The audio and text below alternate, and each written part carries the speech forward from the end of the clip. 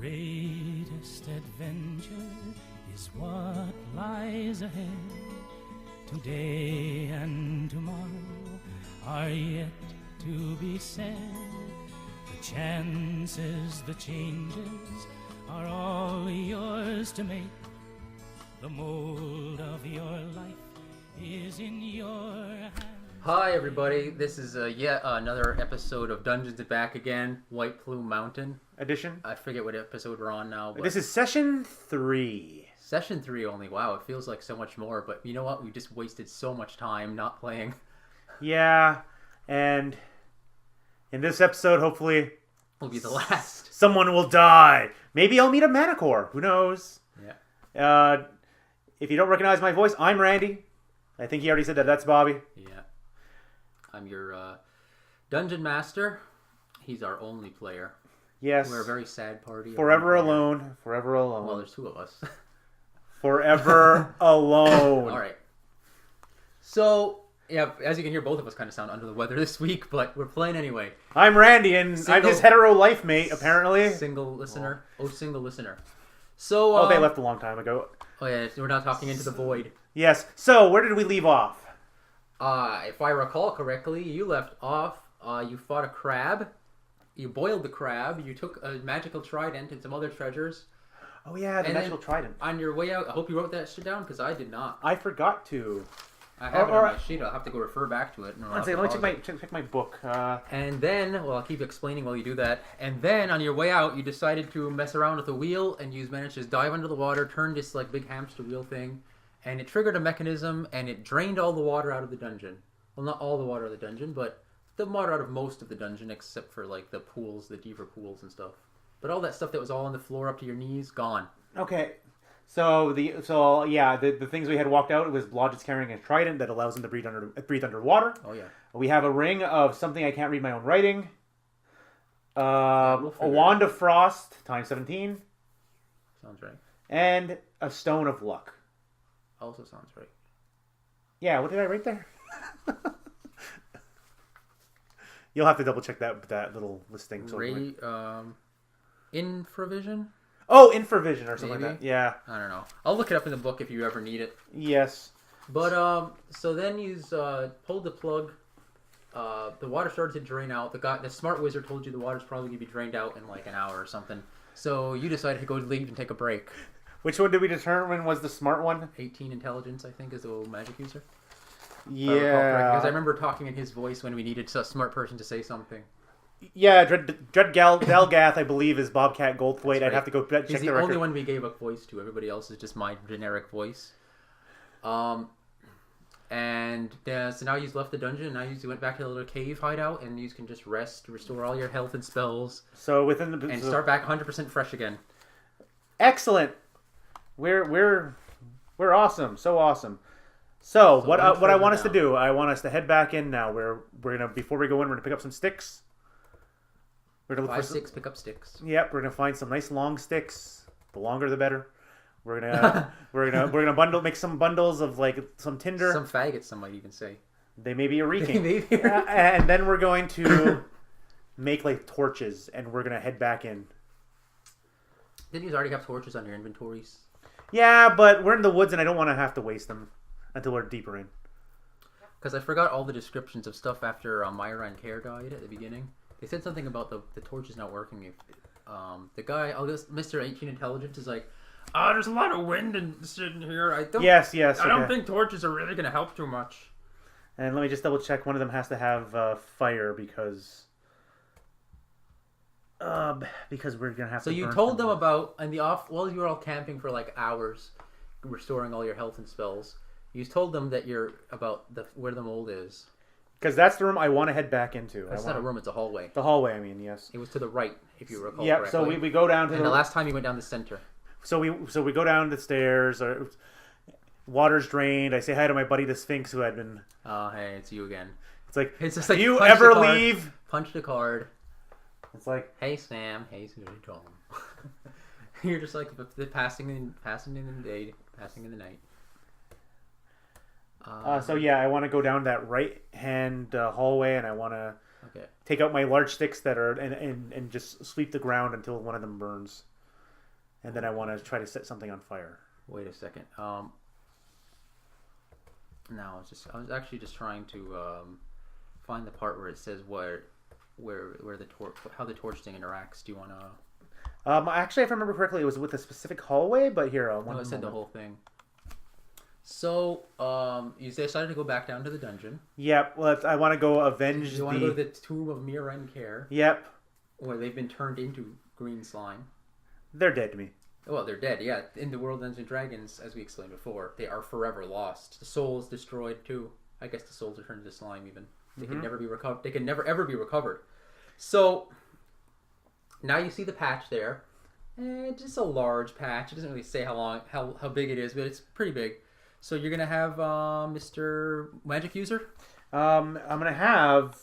Well, we didn't really divvy up. Right now, it's my idiot. I imagine a magic user would be better at using wands. Yeah, I'm gonna have to divvy up what was there. Is like he knows how the magic works. Because this is how Rhiall rolls. I'm making sure I have the Stone of Luck in my pocket, but hope you looked up what that does. I'll look it up later. Okay. And magic user Bobcat Gold, Delgath, whatever his name is. Bobcat Delgath Goldweight. Dread Delgath, yeah. Delgath Goldweight. We'll be taking that nice wand of frost that we picked up. Yeah. So when Stand back, guys! And he just points the wand at the patch of slime, and let me see if I can read a little spell description here. He casts Cone of Cold. Dancing white crystalline motes spray forth from the wand in a cone about 6 feet in length. So yeah, it lasts about a second and then it just disappears. So I'm gonna go ahead and say, yeah, for the purpose of the game, this kills the mold. So the green slime. So the green slime just kind of freezes and just shatters like glass. And by extension, puts Mira and Care to full rest. Yes, they are no longer infecting others with slime. The ground is now muddy. There's no more water, but there's still mud remains. So it's a bit slippery to walk on, but it's not as bad as it was before. Now remember those sticks I was carrying that I said I was bringing in, the longer ones? Now I'm going to send my not too bright pal Blodgett up front and have him put the stick out and just push it into the mud and poke it as he walks. And yet another thief canary in the mine there. Yep.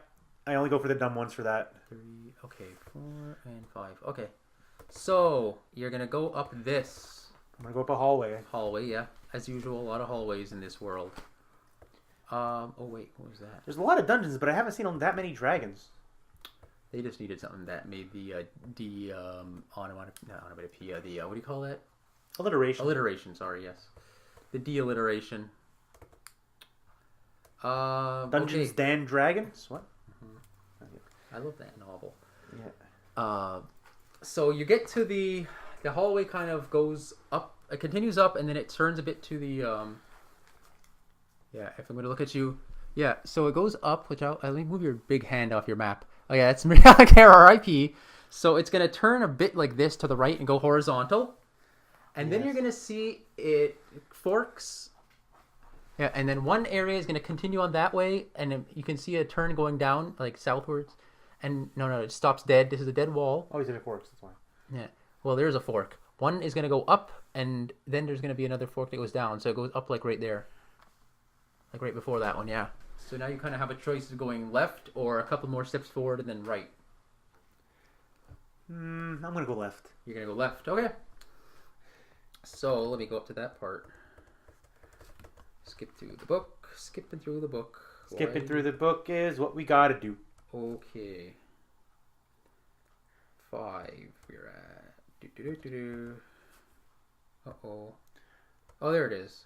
And while you're waiting, I'll say a brief prayer to my ancestors over the slime that was once Mira and Care.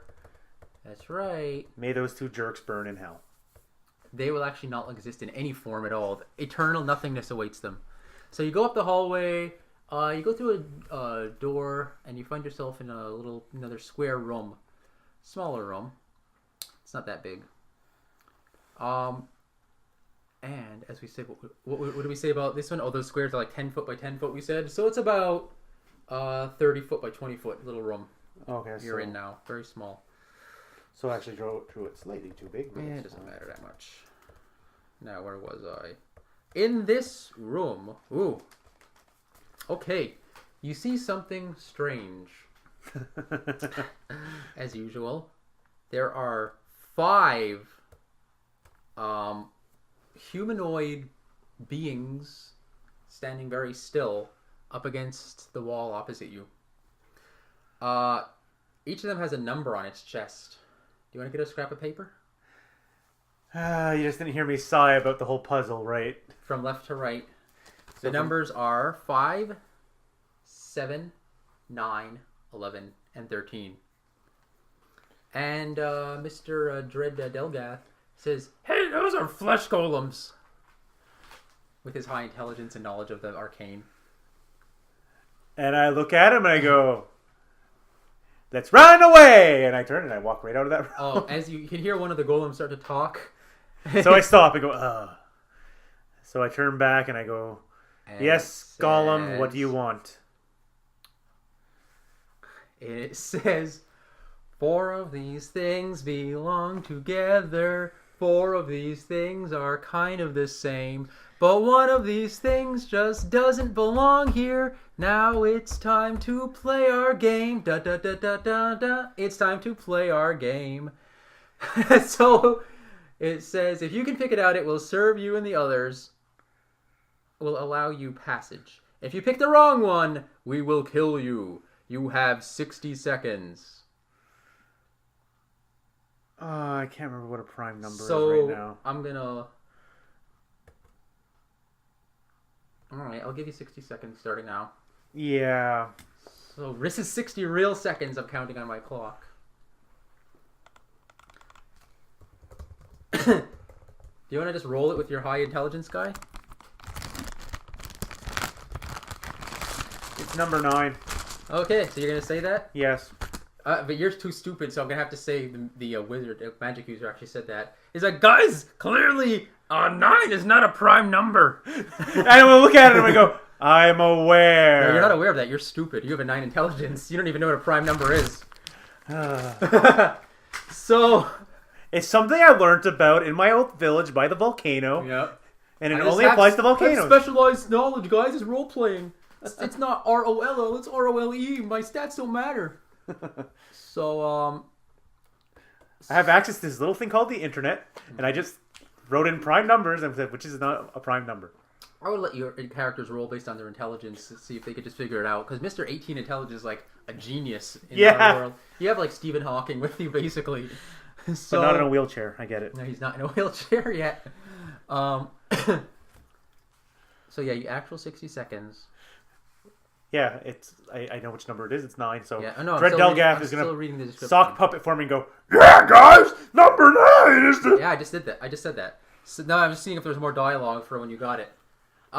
So yeah, you're right. You're correct. We just got a winner. We just got a winner. Mm-hmm.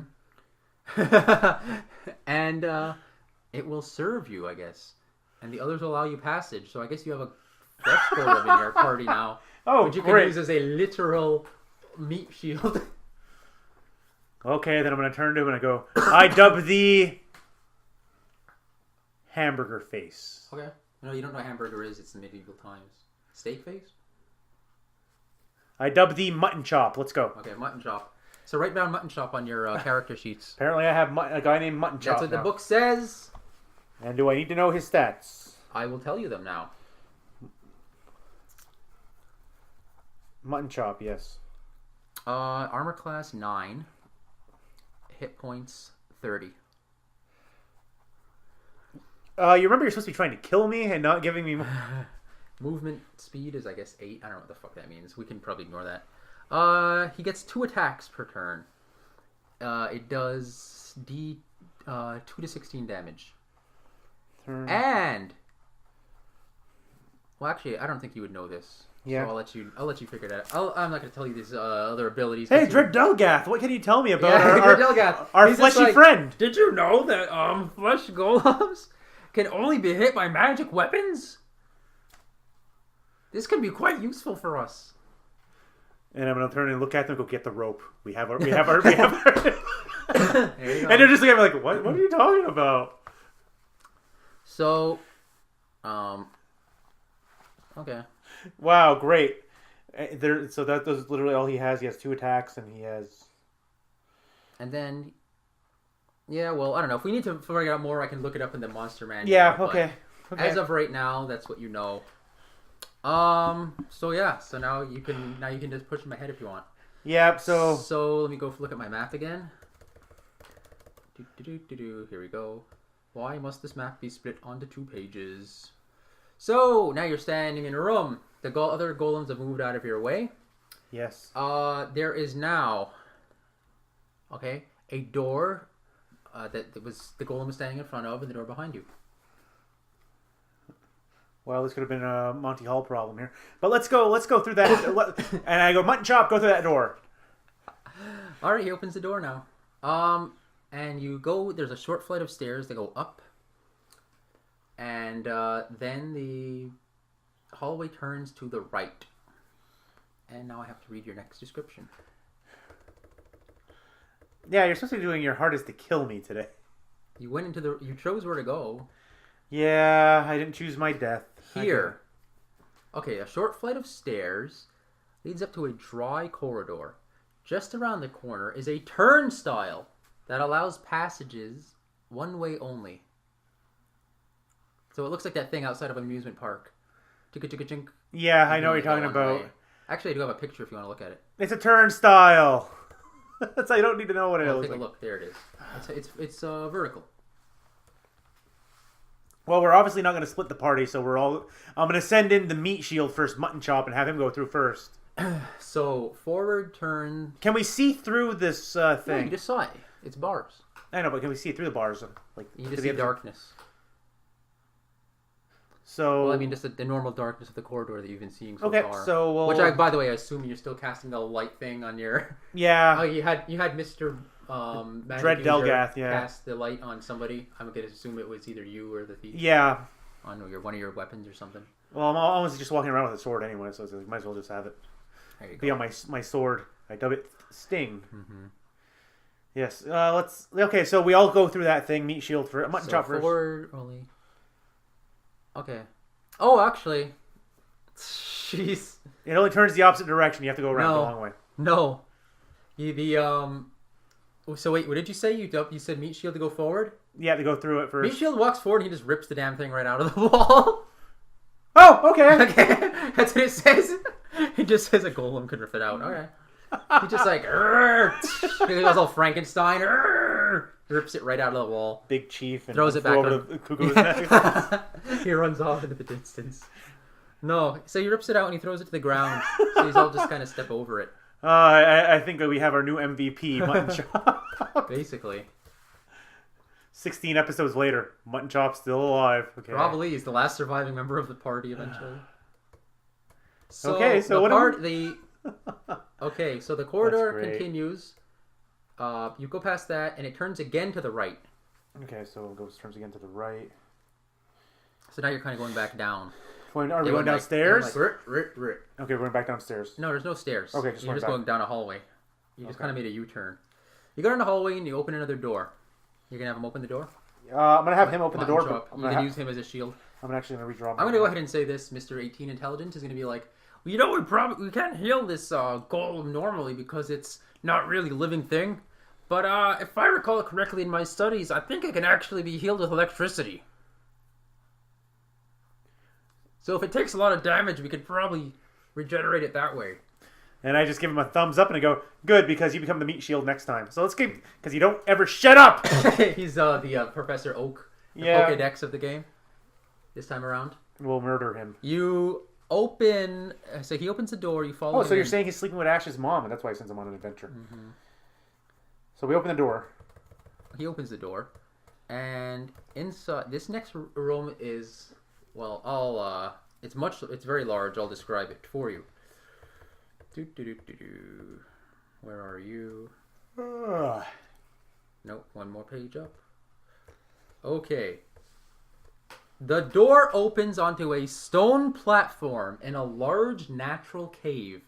The ceiling averages 50 feet above the level of the platform, while the floor of the cave is 50 feet below and is a deep pool of boiling mud. Is there a sign anywhere that says you must be this tall to die? Several. You can actually see. As you come in, a geyser spouts forth. I'll tell you where. A geyser. Okay. Opposite the entrance platform is another stone platform approximately 90 feet away. Between them, a series of wooden discs are suspended from the ceiling by massive steel chains. Oh, boy. The discs are about 4 feet in diameter and about 3 feet apart.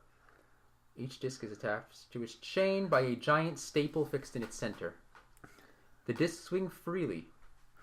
So, Blodgett is the only one dumb enough for me to convince next to the meat shield to jump across these platforms, whereas Caraway the cleric and Dread Delgath the magic user are too smart to follow me. So we may have to turn around and go back down the stairs. I will tell you one more thing. Yes. The discs and chains, as well as the walls of the cavern, are covered with a wet, slippery algae scum. Oh. That lives on the water. Well, what can I see? The coating gives off a feeble phosphorescent glow, which you know because he's like, "Hey guys, that's algae that's giving off that phosphorescent glow." I'm so glad we gave him that voice. It'll kill my throat by the end of the night, but by God, does it not elicit a chuckle from our one audience member? No, it elicits a chuckle from me. So when the geyser Bedford on you, and I start talking like that. So it said when you came in, a geyser erupted. It reached nearly to the roof of the cavern. And that's. But we can't see anything on the other side of the thing, no? So let me take a look at the map now. Is there no carrot on this stick? Because with the golem pulling it out of the wall, I don't have to do this. Yeah, I you can can go back now, yeah.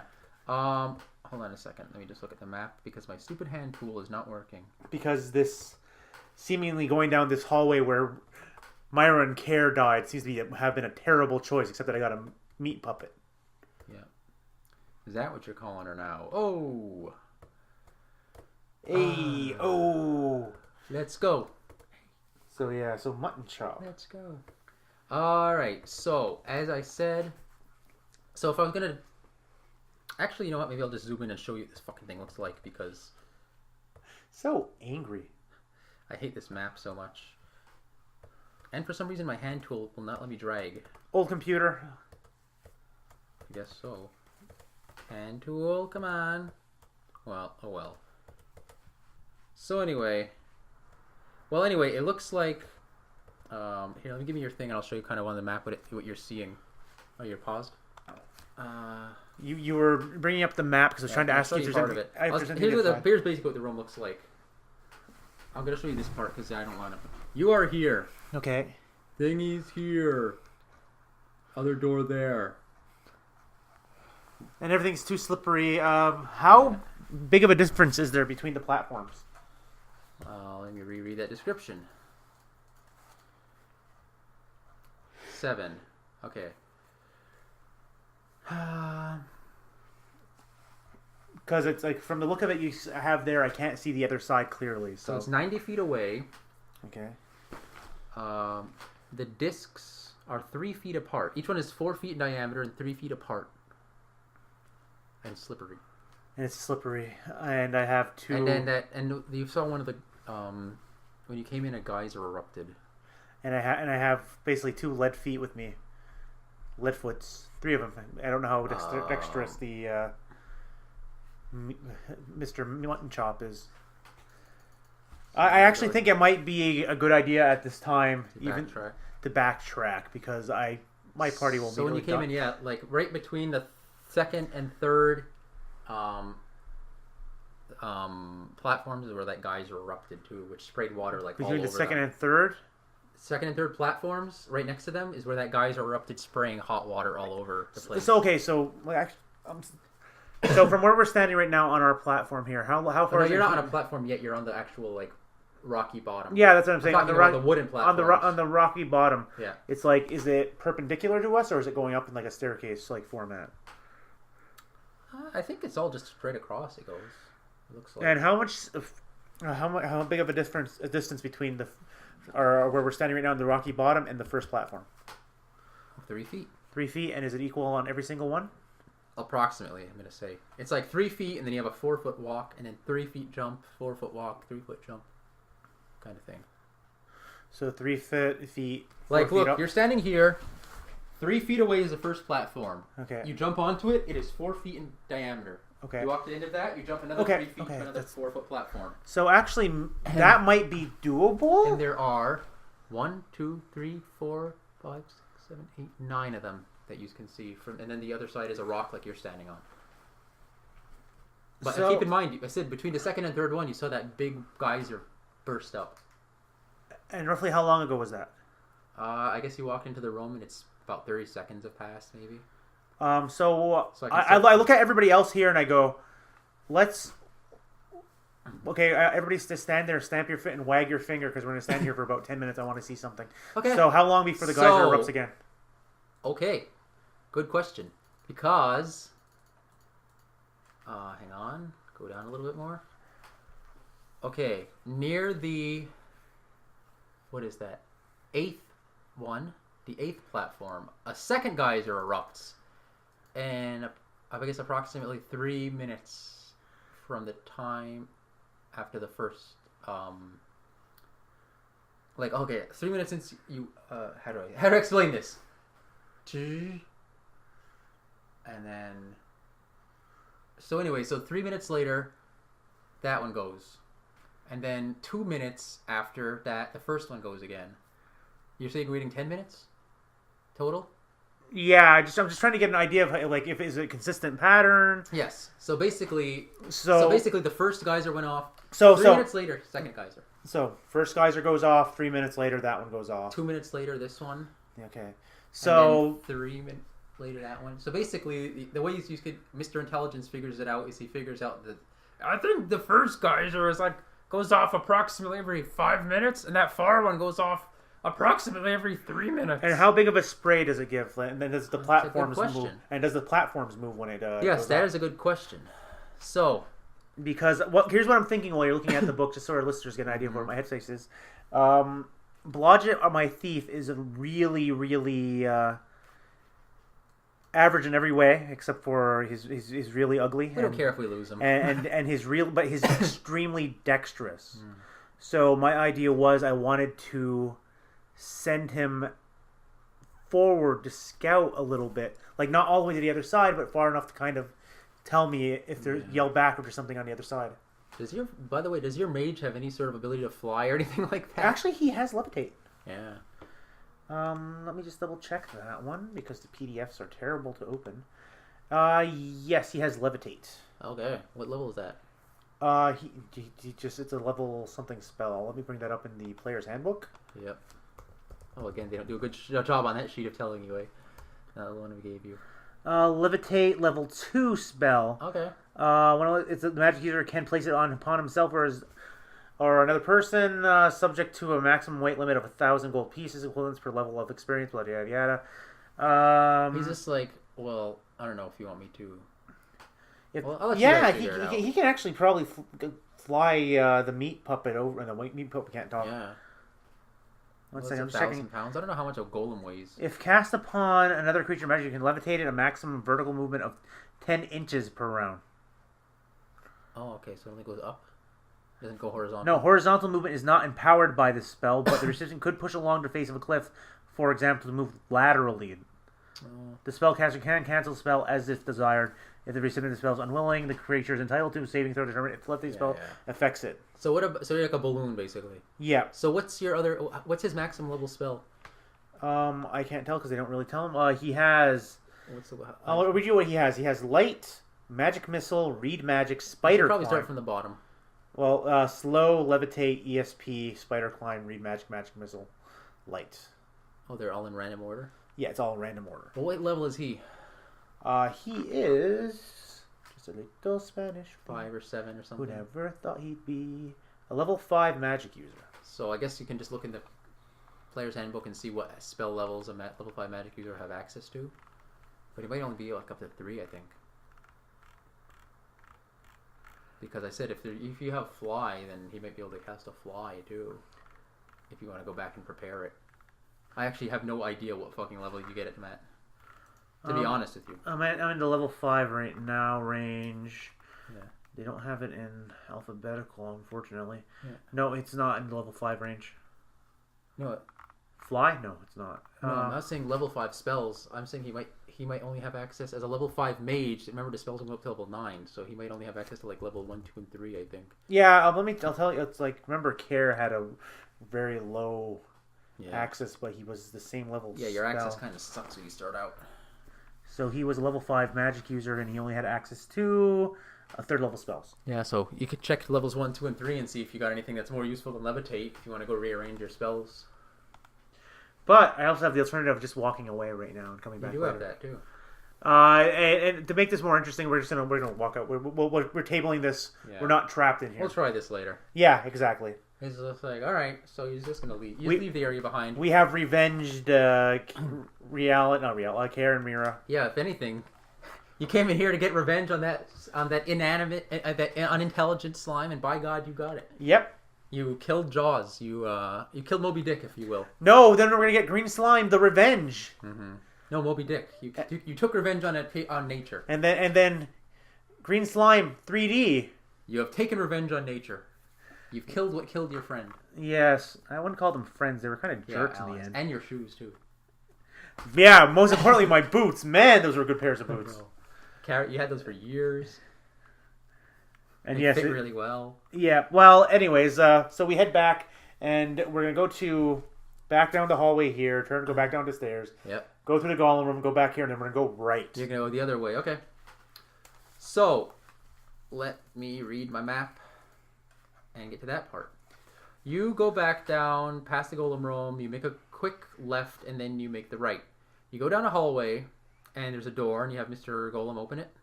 Yes. Mr. Flesh Golem open it. Okay.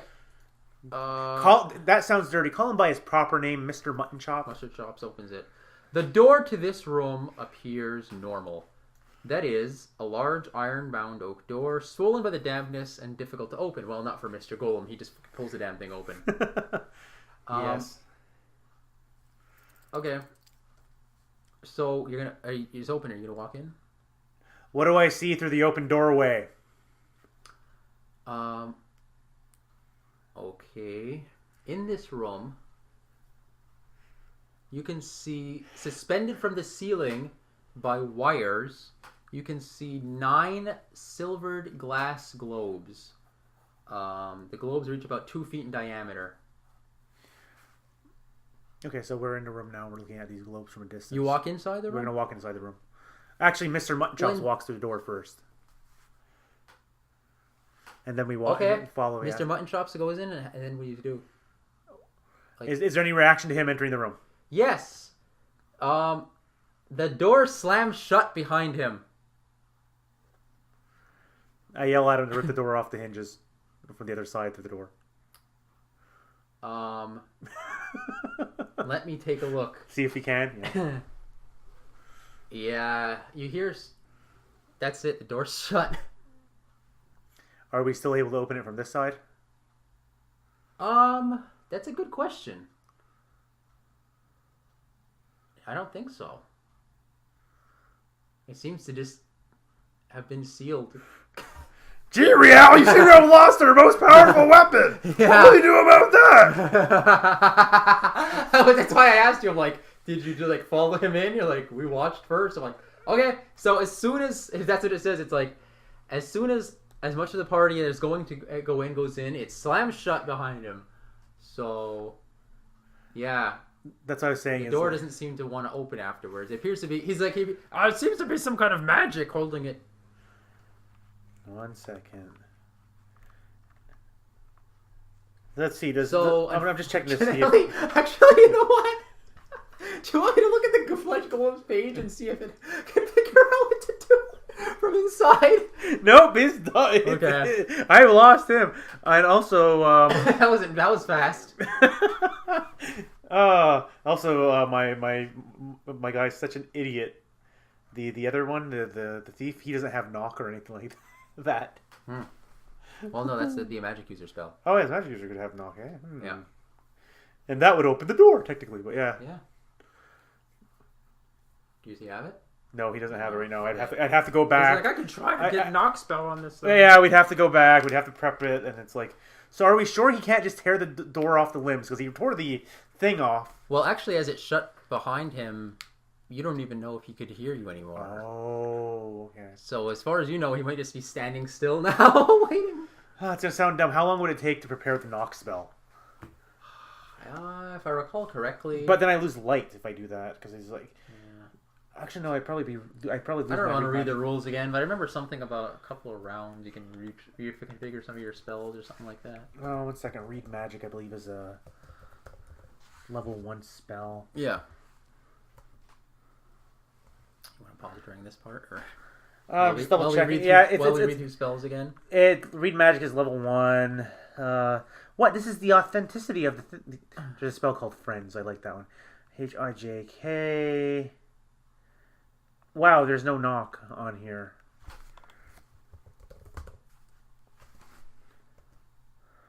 Knock is a level 2 spell. So, okay, well, we're gonna, if we can, we're gonna prep this one because I don't want to lose Mr. Meat Shield.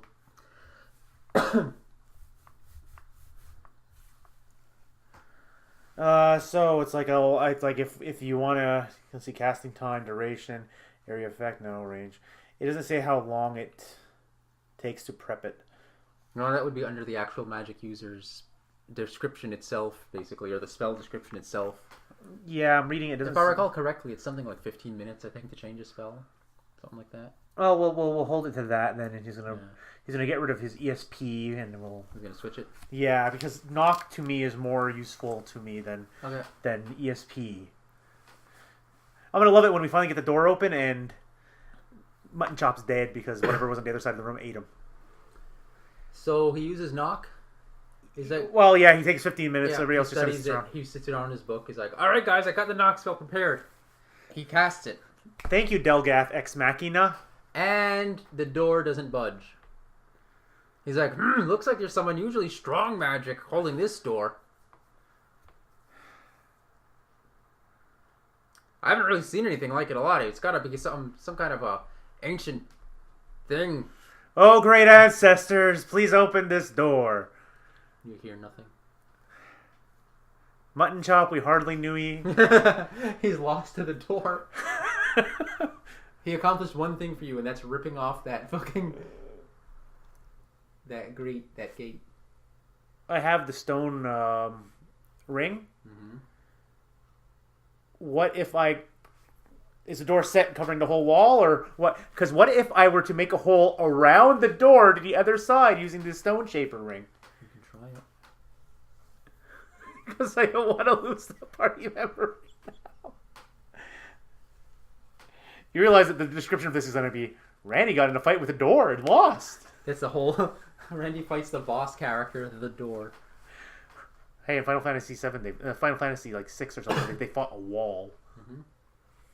Yeah, I think that was a magical wall, though. Possessed wall. It's a magical door. It won't open. It was smart enough to close shut on it when only one person passed through. Well, because you hesitated, you waited, and then once one thing was inside it... Because we're going to need to get in there, because I know that's probably one of the things we need is... so I want to use my stone shaper ring, and I want to burrow through the wall around it, the door. Huh. That's a good question. Can you do that? Jeez. I mean, the game doesn't really give us a good description of what to do here. You might have to, pause it. I feel the DM tries to figure out what's going on here. And tell us what you're gonna do. So what I'm gonna do is if anybody out there is listening to us, mm-hmm. in my previous adventure I had acquired a stone shaping ring. Yeah. So in my stupidity, I'm gonna use it right now, and I'm gonna to the left side of the door. I'm gonna dig a hole that's big enough just for us to fit through, mm-hmm. to get to the other side of the door. So I'm just saying, you're gonna make it like here's the wall. Let's say the wall. What is it, about 5, 10 foot, whatever wide this hallway is, and then the whole door in front of you is like. So basically, you have to go like outside the actual hinge of the door. I mean, just the frame of the door. And you're going to try to make a little burrow. Just a little burrow, even if we have to crawl to get around it. Because it can't be that thick of a wall, stone wall. I'm going to let you do that. So, okay, I let you do that. Yeah. And then that way, if we need to escape, we still have a hole. The game doesn't say you can't do it, so I'm going to let you do it. In the interest of interest. In the interest of Randy doing crazy things. In the interest of actually, moving the game along. It doesn't say you can't, so I will allow it. I have no idea if my ring gets destroyed after this one. I don't know how often I can use it. But... yeah, we'll have to look into that sometime. So, again, now you're back. Now you're in the room. You see your golem friend just standing there. So again. So when I get in there, I'm gonna go, "Hey, golem, tear the door off its hinges." All right. So he turns around and he starts ripping at the door, and it won't budge. Okay, so that's just wanted to make sure. Okay. So as I said, now the room. Whoops. Hold on a second. A lot of work for somebody who could have just walked through the frickin' door instead of being his usual like, what do I see while the door is open? Mm-hmm. This is about a 30 foot by 30 foot room, and as I said earlier, scroll down. Where was I? Okay. Oops. Wrong one. Okay. So, in the room, suspended from the ceiling by wires, are 9 silver glass globes. Yes. They're each about 2 feet in diameter.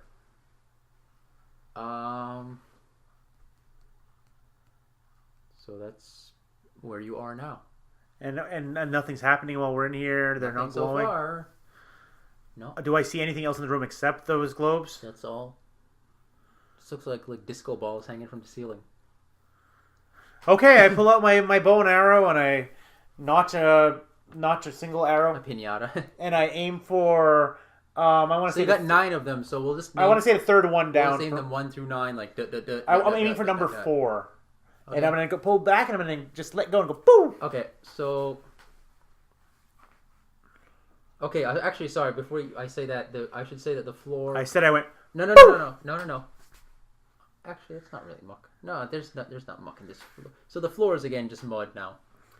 All right, so I will say number 4 then. Yeah, I'm going for the 4th one. Okay. Inside is a ring and a key. So I broke the globe. I broke the little globe, and there's a. It cracked open, and out of it, like a pinata, fell a ring and a key. So I'll go pick that up. Yep. Oh yeah. And I'm not dead? No. So I look at my party members and I'm like, get whacking, let's break these things. Okay. Do you want to inspect the ring at all? Yeah, I want to look at the ring. Mr. I go, Dread Delgath, get your butt over here. Hey, that's a ring of flying. Gee, Mr. Relgath, what can you tell me about this ring? It's a ring of flying, he said. And I go, okay, and I put it in my pocket. You put it in your pocket, you're going to keep it. All right, so you're going to break all of them? Is there any numbered order you're going to break them in? Or all at once? Let's see, it's like, yeah, we're just going to smash them all at once. Simultaneously, if we can. Well, no, there's only 4 or 5 of you now. Yeah, no, we'll do it simultaneously as we can. So you're just going to break them all, then scoop up the contents later? Yeah, let's do number 1. I'm going to hit pause for a second. Yeah. I'm going to say if... So I break everything. Okay. Actually, wait. I take that back. We go to number 1, and we're going to smash it and see what falls out. Okay. Number 1. What the fuck? Oh my. And then I realize we've been hitting Beholder's testicles, and then we all die. Okay, outside of it fall 300 metal coins, a key, and... Oh boy. Okay. Hey everybody, sounds like I might have screwed up. So what happened? So out of that ball, you saw a bunch of coins fall. Woohoo! And you have a light spell on, right? Yes. Coming out of your sword, you said? Yep. You see 3 dark humanoid shapes come out of it. Like, almost like they just went like... Rip, how big were these balls? Like a piece of paper unfolding. Like, rip. Okay. They look like that. And now it's like a humanoid. And who broke it? Mutton Chop broke it. Okay. Good old trusty mutton chop. Okay. And... Alright. I bet you if we listen to the tape, I said I broke it. But we're saying mutton chop broke it. You probably did. But, since I don't care that much. So they... I guess we should just roll initiative. Okay, let's roll initiative. Mr. Bobcat Goldthwait Delgath says, Shadows! And I look at him and I go... You need magic weapons to hit those! Son of a... Oh, he's got the trident, though. The thief has... He has a trident. And does my plus something... And you have a... Yeah, well, my plus 2 sword for my... Yeah, that counts. A plus weapon, yeah.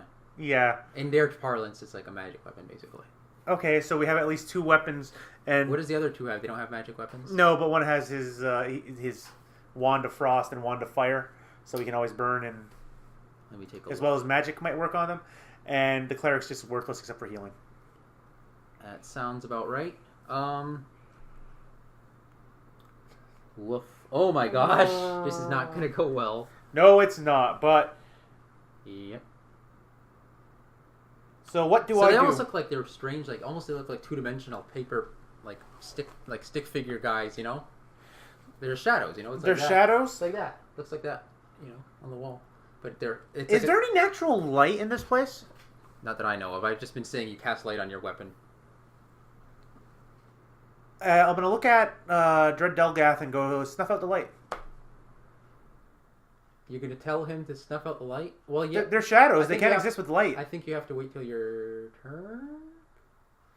I think so. Well, I'd have you to look can at the if light you sword. want. Actually, you know, wait, you got the light? So you can shut it. It's on my sword, yeah. Or you can So I'm going to sheath my sword, Okay. and I'm going to see what happens. Okay. So,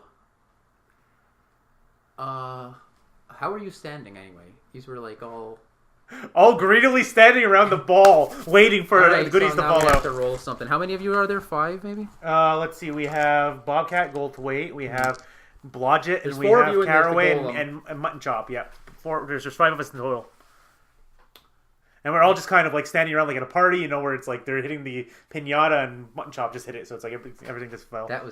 That's lovely. All right. We're all gonna die. So yeah, now I just gotta roll to see. Okay.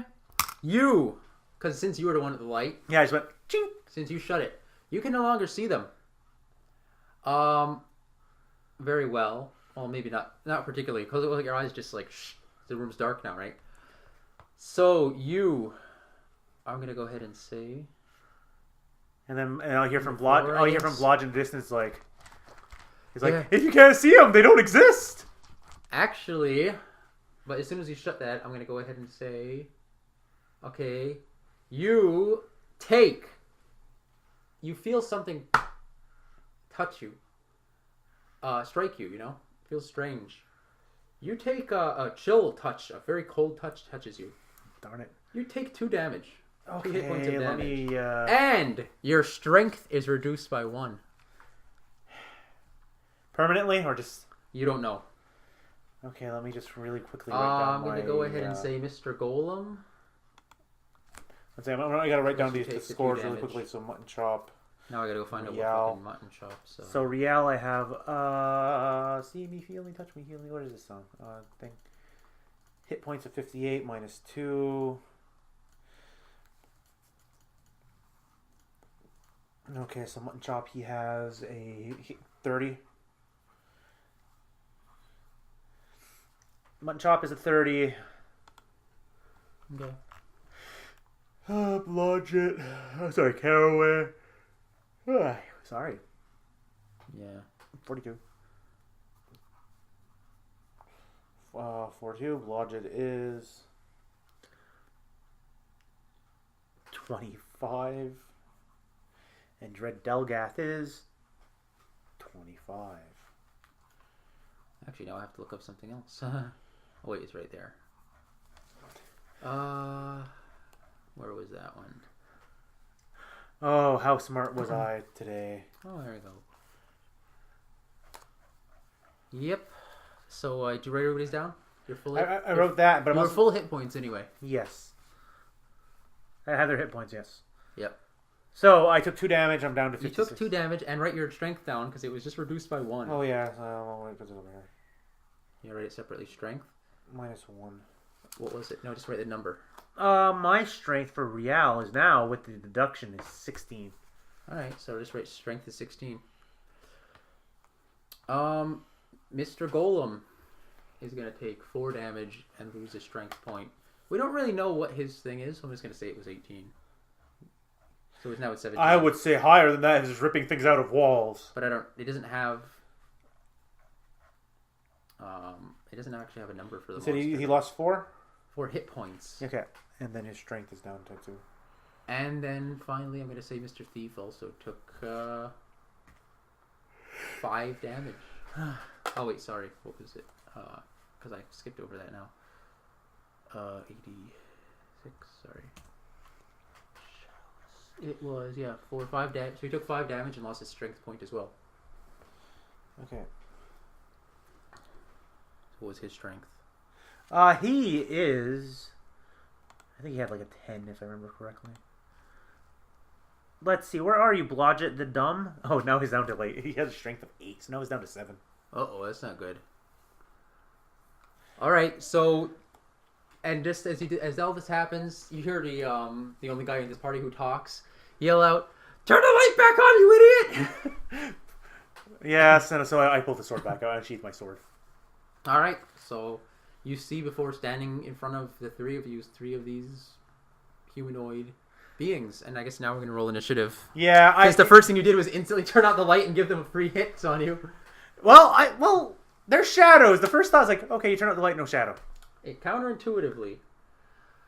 Alright, so now we're going to raise initiative, right? Now we get to do the boring part. Where's your, Oh, just roll it in initiative. Where's your pen, though? A pencil. Oh, Just yeah, gotta I'll write give you this everybody's pencil. down. I have another pencil. I'll write down Rhiall, what's his name? Blodgett. Blodgett. Um, Caraway with a K. Caraway and Dredelgath. Double D, yeah. And then the Golem. Mutton chop. And then 3 shadows. The shadow only knows. So, I'll just start. I'll just roll everybody raw. I don't care. You. 5. How exciting. He's rolling a Blodgett die. Has 4. I'll re-roll that one. It kind of landed wonky. Okay, at 14 then. Caraway, God, I hate this battle system. He has a 4. That's not good. Dread has a 17. He got pretty lucky this time. Golem got himself a 9. And then the shadows. Oh, that one got a mere 1. And that one got... It's a critical one. He should just blow up. 18. This is only for initiative, though. I know. And that one got a 3. So, unluckily for you, one of the shadows was very quick. The one in front of you, actually, who did I name them? 1, 2. So the one in front of Mr. Golem, I'll say. It's like except they fell out of the ball, so it's like basically we're surrounding them. They're in the middle, and they just touched us. Yeah. So we're all in like this big ring around them, and they're in the middle. Essentially, yes. You know what? I have to go find the matrices again. Oh boy, what is the Matrix? I'll tell you what it is. It's a terrible battle system that I don't like. I But don't even remember what page it's on. I just have character combat charts, which doesn't apply to them. But you also have... Which doesn't apply to them because of... it applies to Rhiall, but it's a plus something. Where the hell is that matrix? I don't even want to... I don't even know what page it's on anymore. Going all the way up. I think it's around page 100 or so. One day I'll memorize what page that's on, though. Yeah, but if I die in this combat, then it means you can move on to a different system.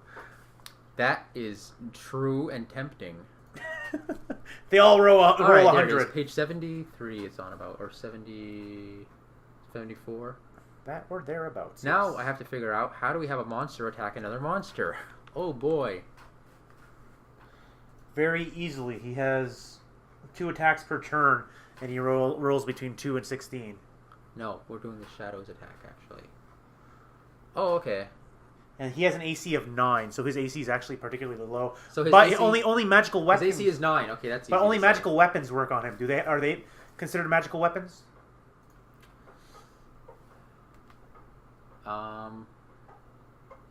Well, I think it's kind of considered to be a cold attack. Okay. Yeah, I don't want the sound of my fridge. I'm trying to see what his attacks are, because it also it also takes +1 or better weapons to hit, as your mage friend there said. Yeah. So they're kind of magical if they take 1+1 to hit, right? Yep. And it says it drains strength by touching an opponent. Oh yeah, they're made of... Okay. Well, you don't know this. Your smart mage friend knows they're made of negative energy. Actually... No. I fucked up, sorry. What? Okay. Yeah. They can't hurt... No, he didn't attack the golem. He says they don't really care. They attack living things. The golem's not really living, so I'm going to say the third one didn't attack Mr. Golem. He attacked Mr. Mage. Well, you better re-roll then, because I'm not going to accept that because you rolled it against him. Yeah. So I'm just going to do that. Okay, 2 damage to Mr. Mage and a strength hit point loss. The golem's still at full strength. Because they're not even going to attack him because they don't give a shit about him. He's not living. Yeah. Okay. Alright, but on the downside, he can't really hit them either with his fists. Yeah, they're... As far as I know. Alright, so did you take a strength point off to Mr. Mage? Yes, I did. Alright. So now I said this one. I also just realized that all his magical weapons aren't very useful. We're all surrounding them in a circle. Where am I? So now he's going to have to make an attack roll on... I'm going to go ahead and say he's going to make his attack roll on... who is it? The second one. The first one was you. So now it's Mr. Mage again. So this one's going to attack Mr. Mage again. He's going to attack Mr. Mage again? He heard him talk. He heard him yell out something. He knows too much. He's going to hit him. He's going to swipe at him. So what's your armor class, Mr. Dread Delgath? His armor class for Mr. And what's his current strength as well? Let's say, I'll tell you right now. Dread Delgath, his armor class is a 6. Okay. His current strength is a 7. That's what the From losing negative, one? Yeah. And what's his hit points too? He is currently 23. Okay, that's fine. His strength is going to go before the hit points. Okay. So that's really what we need to keep track of is everyone's strength to get struck. Because I have a really good idea for him, but I gotta wait for him. Hit dice. Okay, so he's 3, and he's gonna go against a 6. So he's got to roll at least a 10 to hit. Okay, so he misses. Yes. Because I actually have a plan for him. So that was the first. So the first one I just gave them auto hits because you were standing in the dark, unable to defend yourselves. Yeah, I know my stupidity. I get it. So now he's just like, whoa! Look how good! Whoa! He steps back. Manages to dodge that shadow.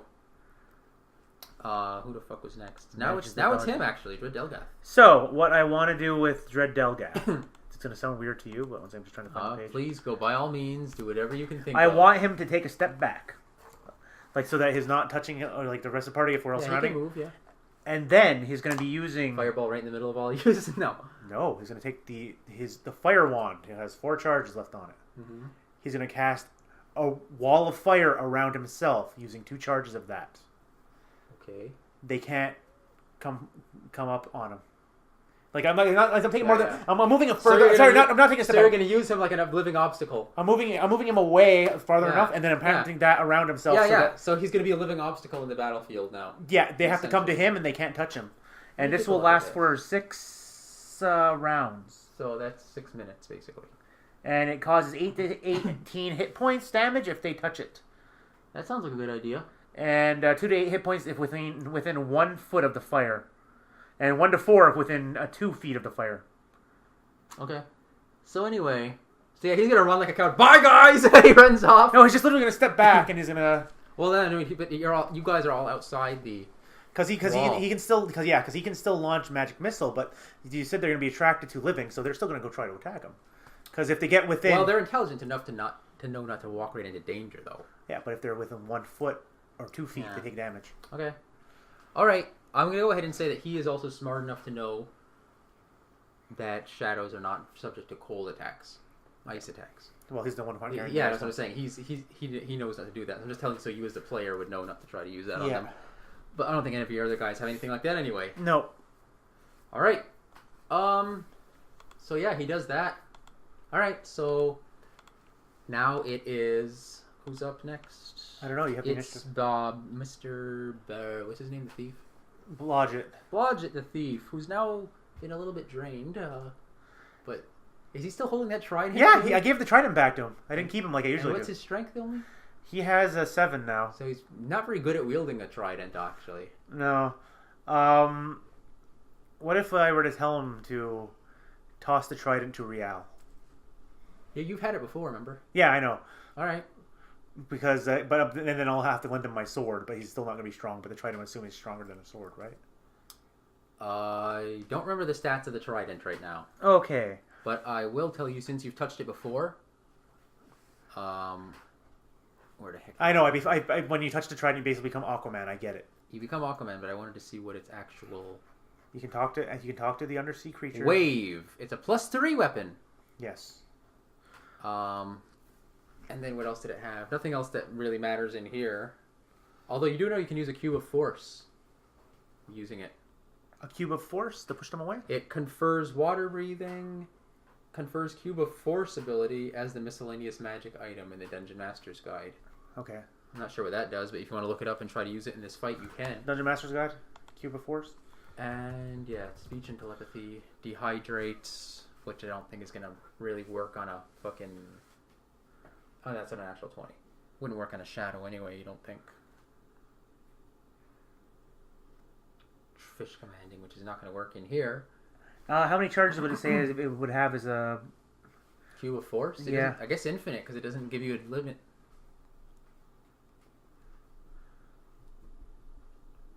You want to pause it while we look up what a cube of force No, I'm going is? to read it to you because it's like this is what it says for a cube of force. A device about the size of a large die. The cube of force enables its possessor to put up a wall of force, 1 foot per side around his or her person. Yeah. And this cubic screen is impervious to attack form shown below. Yes. What are the attacks? And then it goes, the cube has 36 charges. So I'm assuming that it has 36 charges. So we have charge cost per turn with only 1 cube. No, I don't need that. This is an artifact. It's infinite. Okay, so... tell me what kind of attacks it defends against. Its effect is it keeps out gases and wind. Ooh. Keeps out non-living matter, but I have to use 2 cube faces. Keeps out living matter. Keeps out magic. Keeps out all things, and 6 of them deactivate. Well, that's pretty useful. Was that a roll thing or what? Yeah, no, I'm trying to figure out. I'm not trying to hit pause because we have to read this one a little bit more. It's another rule lawyering, guys. 1 moment. Throws it to the fighter. Yeah, he throws. So I'm going to have him throw it to the fighter. And just to give a brief idea, it's like there's some cool things we can do with this trident, but not. It would let you stay in combat, though. Yeah, it wouldn't let us stay in combat for this duration. He would basically be blocked out. So he's gonna toss it to the fighter, I guess. And is he still able? Well, he can't do anything himself. I'm just gonna double check his abilities. Yeah, the thief doesn't really have any magic items. Because that's kind of his minor action, I guess. Is to throw something? Yeah, I guess, right? Well, it's hard to say actually. He's standing not too far from you. Okay. I'll go ahead and call it almost like either a move action. I'm gonna have him toss it, and then I'm gonna have him back up. Start backing up and heading towards the little hole I have in the wall. Okay. He's gonna try to retreat. Well, he can't do anything right now. Not really, because he has no magic items. I mean, magic weapons, eh? Nope. Oh wait, I gotta write down their HPs.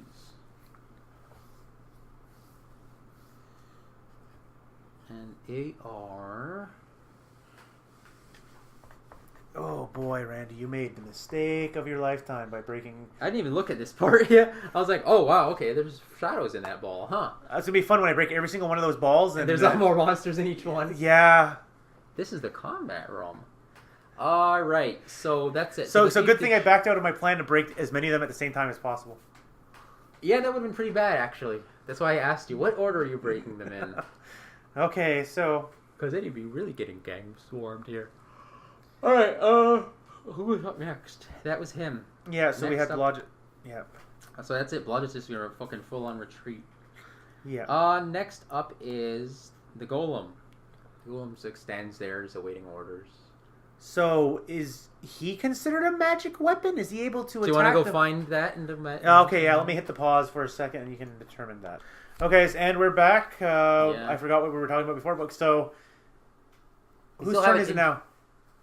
I believe it's the golem's turn that we're trying to figure out. I basically ruled he's not going to be able to hit the shadows. Although he can try if you want right now.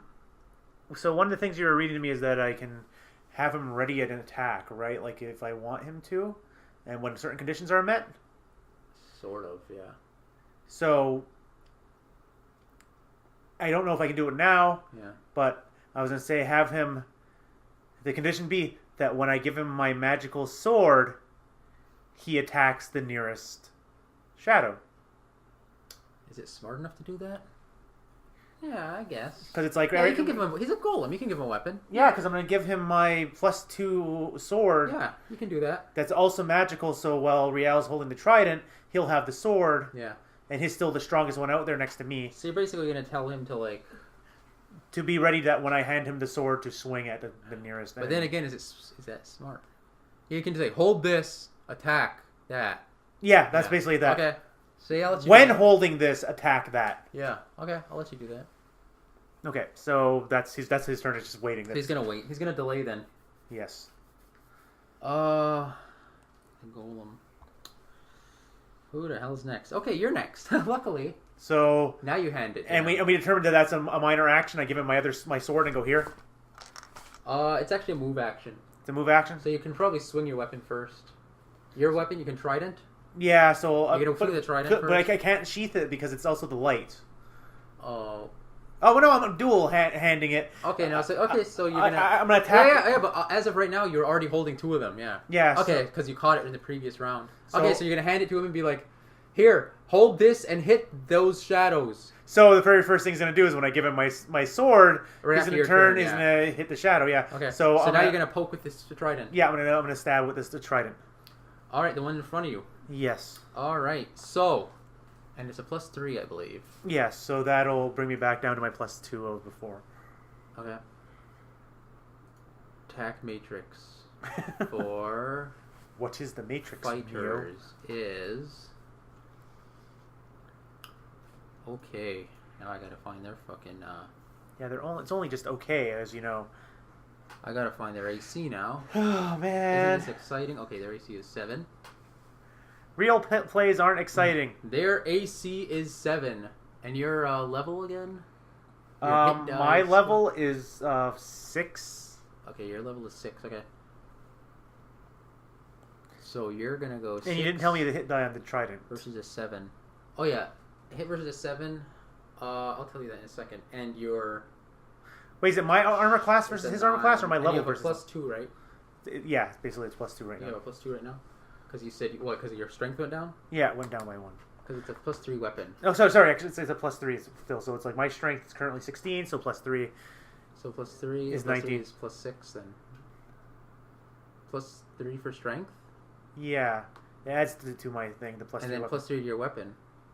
Oh, yeah, I have a +2 already. Wait, let me double check that. I don't know. I can't fucking. You're mixing me up because you just reminded me that I have the.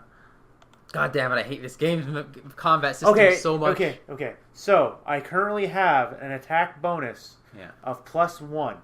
So I have a +1 naturally, just +1, plus the +3 on the trident, so it's +4. So I'm actually hitting him with 20 points of strength. Okay, you know what? If you said +1, I'm adding +3. That's it. You're gonna go +4. Yes. Okay, that's it. It's a +4 weapon. No, +4 now to reroll. Okay, you hit it.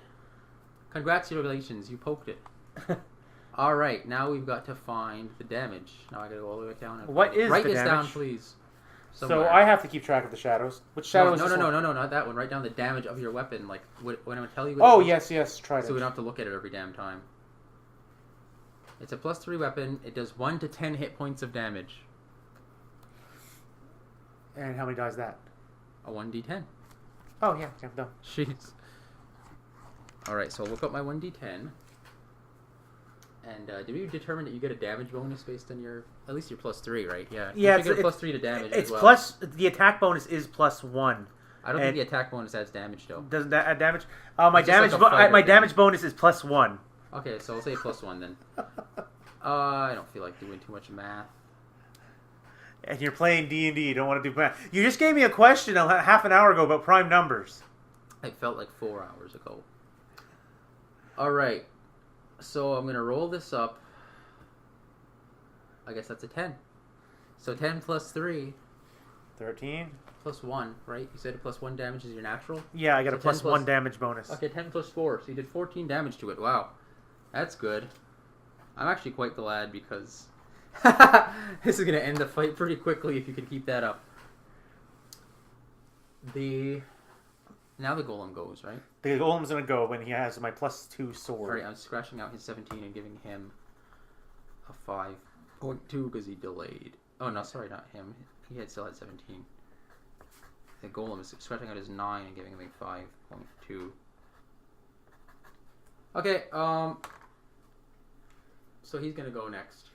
Alright, so what was the damage on your weapon there? That sword, it was just basically, it's a +2 sword, and it's still just basically the same as before. The plus, it is 1d8 +2 damage. Okay, 1d8 plus 2, okay. Because it's the +2 sword. Alright, so you have to remind me of that.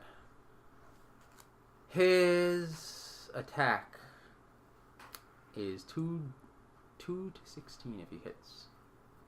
Oh, now I have to do that fun monster versus monster matrix thing Yes! that I was avoiding doing earlier. So the golem, I need now they're both their hit dice. Dread Delgath is just standing there. There's a ring of fire around him. Blot just getting ready to crawl through that little hole. And Caraway is just twiddling his thumbs, waiting, going do-do-do, do-do-do, do-do-do. He's next. That's his voice now. He's next up after this. So, where is his hit dice? His hit dice... Why isn't it my turn yet? Shut up, Caraway. Okay, it doesn't even say his fucking hit dice. So I'll have to go to the monster manual. It just says 2 attack per turn, Shadows hit... 2 to 16 damage, so it's Yeah. 2d8 damage with regular. The hit dice of the shadows are... Okay, 3. And then I gotta find fucking golem back. Golem back. I want my golem back. There he was. His Ribs. hit dice. It just says 40 hit points. Like Doesn't even say hit dice. I don't know how to hit you then. what? You want to know what Mutton Chop's AC is? Is that what you No, want? I'm trying to figure out what level his attack is. Oh, You see what I'm saying? yeah. It's. How the fuck do I determine his attack? I don't know. You have the monster versus monster matrices. Yeah, but it needs hit dice. God damn it, Gygax, you fucked me again. Oh boy, I'm gonna go hit the magic button and be right back. I don't care. So you're just gonna fudge it? You don't I'm care? gonna fudge it. I'm gonna call him a 3. He needs a 13 to hit. I know it says plus on the weapon too. Alright. Oh, with the +2 he makes it! Hooray! Alright, so what was this motherfucker's damage? 2 to 16. Yes. So I'm gonna go ahead and say that that's 2d8. Let's see what kind of... No, that's with his fist. So it's Is actually he hitting the same one that hit you? It's whichever one's closer. But Oh, no, you pointed. my You're sword like, hit this one, hit this one. with my sword. So the sword's actually only a 1d8. Well, I'm gonna give him the strength bonus because if his fist can do that, then by God, My God, he should cleave that the man sword in half. should help. Yeah. Okay. You're the dungeon Again, master. for the purpose of this, I don't give a crap. So yeah, it dies. He takes out the shadow. Whack. What's great is that he said he was going to kill me at the beginning of this battle, and now he's trying to help me. And then at the, I guess he's gonna turn to the next one Yeah, he's just going to turn and go. because he gets another attack. Oh my God, he gets a secondary attack per turn. Yeah. I'll let him use the sword again because I don't care. Again, I don't give a shit. So he misses anyway. All right, so that one's dead. I'm gonna say this in 0. One of the shadows just whisks out of existence. Cleric's up. Nobody's significantly hurt. Not really. So I'm just they don't have any magical weapons. He's just gonna stand there. He doesn't have any kind of a spell that will help or anything like that. Just double checking the spells they have. Bless command, cure light wounds, ×2, light, find trap, hold person, silence, spiritual I hammer. wonder if this is an undead. It's undead.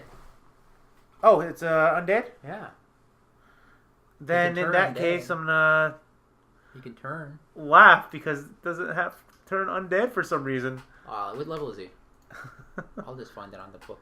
I was gonna say since he doesn't have it, he'll just have him use spiritual hammer, which turns his. Oh wait, creatures only struck by magical weapons. Yeah. So spiritual hammer. No wait, shut up, Randy. Creatures only struck by magical weapons. Despite special defenses to protect certain creatures from attacks by non-magical weapons, these monsters can effectively be hit by attackers as follows. A defender is hit by weapon +1 or better. Attackers are the following. Wait. I'm gonna hit pause. Okay. Okay, Randy. We're back. First of all, yeah, I'm gonna GM. A buck 380. I'm gonna GM fudge this shit because I'm getting sick of this battle. Number 1. And so are our We listeners. fucked up. The golem can hit magical because he's magical, so he don't need his sword. You never give him the sword. So just so you know, it's like a little behind the scenes here. That last pause we just did, this is 3 hours later, and It felt like it. it felt like it actually has only been about half an hour. All right, it's your cleric's turn. So what happened behind the scenes was we found out that Mr. Golem could have just punched and not. I didn't need to pass him the sword. So you didn't do that now.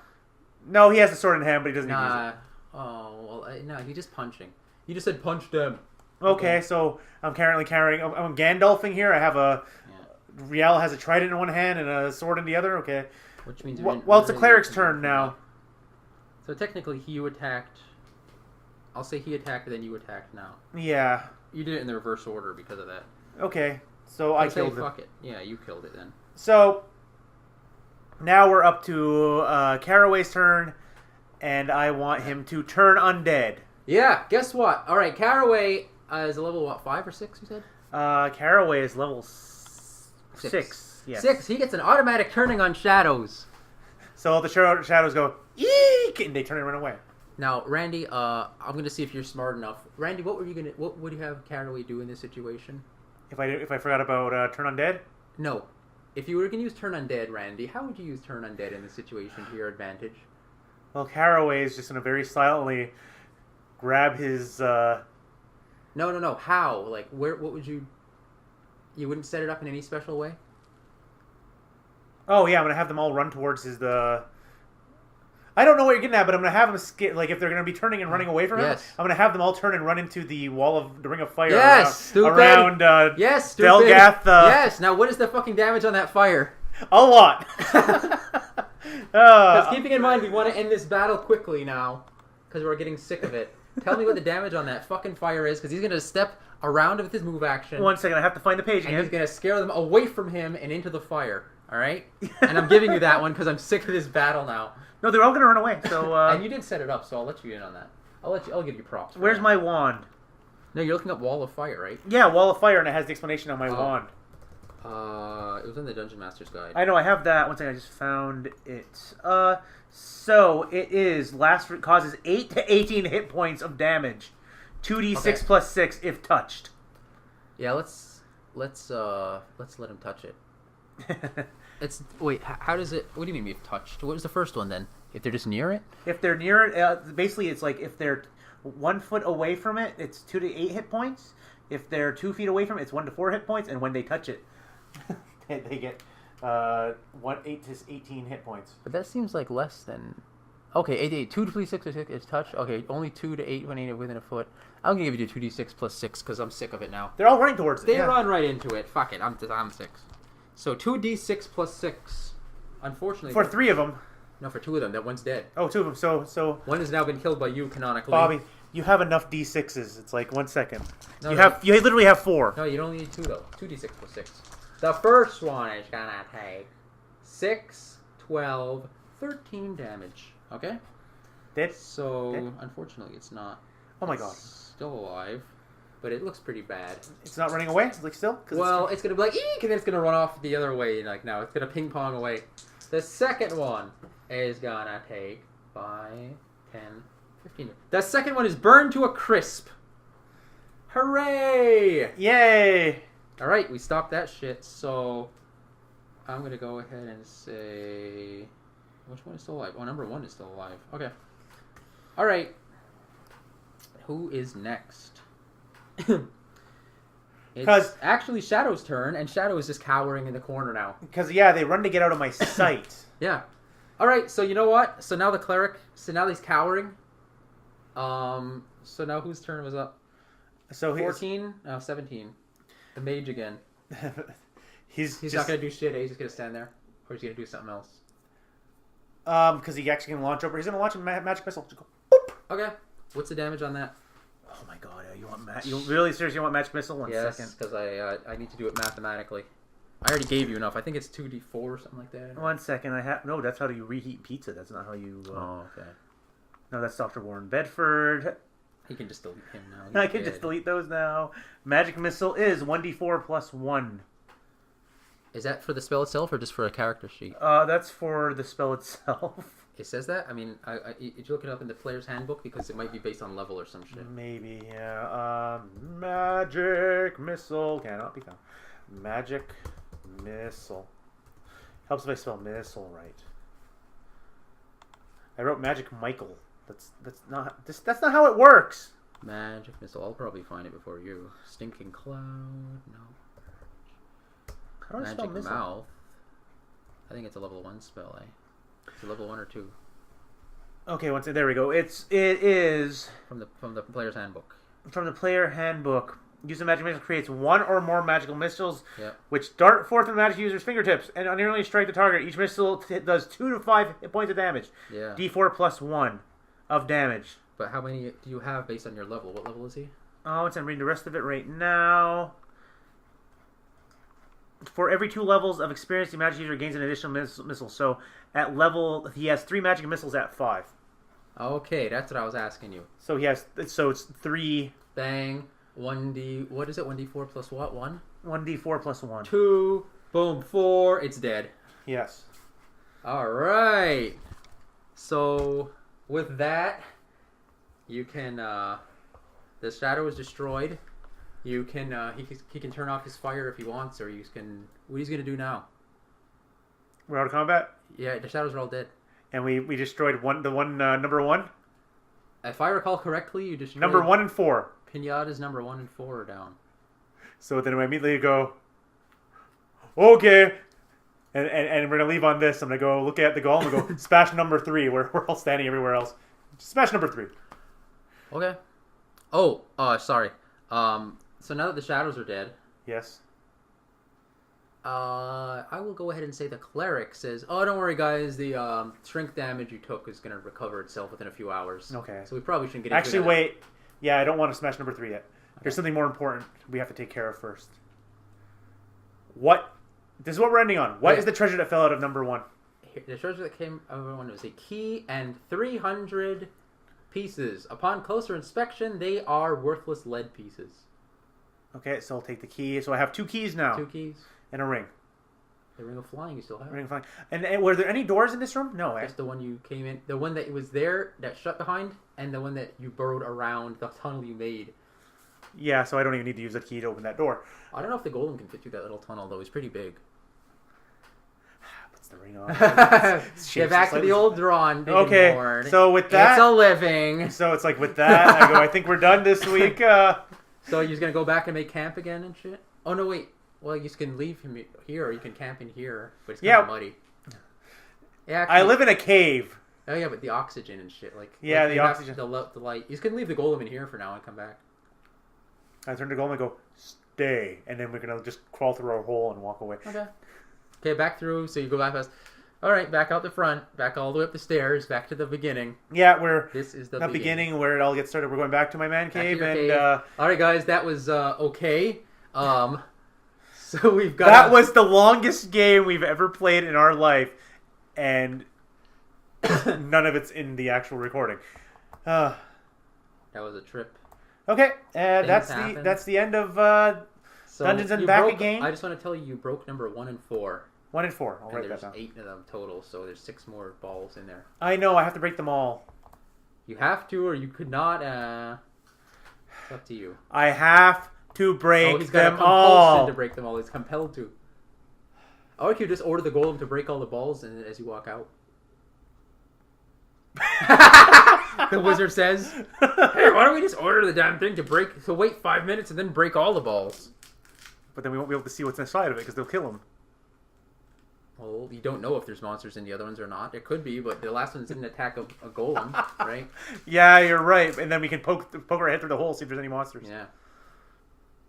You know what? Before we rewind, it's like, so before we go, Dread Dalgath tells me that, and I go, "Hey, Golem, wait 5 minutes and break all the balls." And we go stand outside. We call through our hole, and we go stand outside. And I gave you the suggestion as an NPC, and so you chose to do it, and that's what happens canonically now. Yes. So you go outside, and you're going to come back in 8 hours when you're all healed up again. Yes. And restored. And by God, make sure you pick the right spells this time that you're going to want. And I'll have to read the book, to make sure I have the proper spells. All right, so stuff happened. Yeah. A golem was gained. A couple of items were gained. Some strength was lost, but it's regained. Your hit points will be regained, and your spells will be regained again at the beginning of next session. You got to sing a little song? I did, actually. It was a long time ago, and I forgot it. I think I got here about 2.5 hours ago. Yes, you did. That probably happened in the first half hour or so. Oh, okay. It feels like a long time. So, yeah, with that, we're done. This was another exciting adventure of Rhiall and friends versus the monsters. Trash now. That's trash. Okay. Goodbye. Goodbye. How do I stop this thing? Please.